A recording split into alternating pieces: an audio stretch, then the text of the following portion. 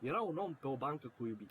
Ah, draga mea, ce-mi place mult să stau cu tine și să ne uităm la cer împreună, ca doi îndrăgostiți. Nu-i așa? Așa este, îmi place să mă uit la cerul ăsta albastru și trecâți. Asta zic și eu, e așa. Ce s-a auzit, iubita? Iubita? Iubita mea? De ce?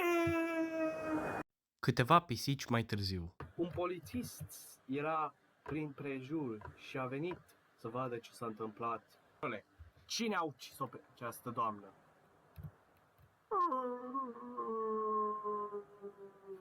Domnule, trebuie să-mi ziceți, nu vedeți, e o doamnă moartă. Trebuie să aveți un pic de respect pentru morți.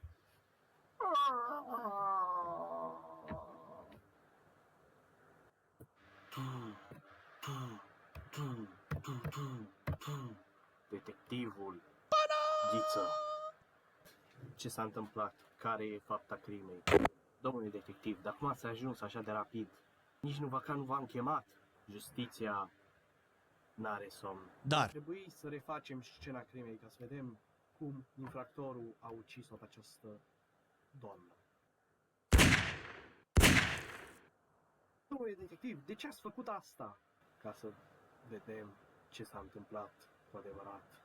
Ok, acum dumneavoastră să vorbesc, domnule, despre scena crimei. Ce s-a întâmplat aici? Ce știți despre această scenă a crimei?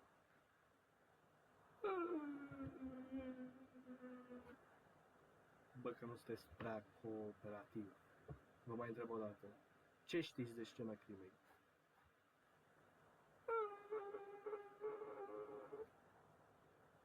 Ok. Va trebui să ne ziceți sau vă arestăm? Este vie. Pe bune? Are înviat? Îmi pare rău să vă anunț, dar am mințit. E moartă. Și totul s-a întâmplat așa de rapid. Era iubită perfectă. Cum s-a putut întâmpla asta?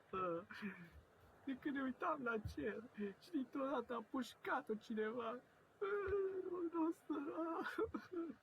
Deci știți că am pușcat-o cineva. Cumva știți din ce direcție? Nu! Ne uitam la cer! Ce doreți? Era frumos cer! Era frumos! Ok, nu ne ajutați cu nimic.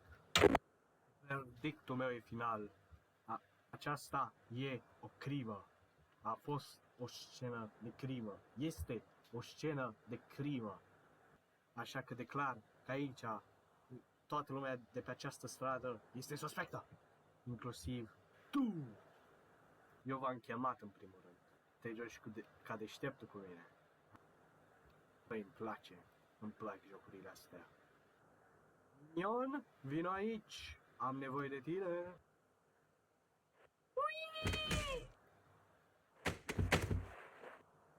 Am ajuns.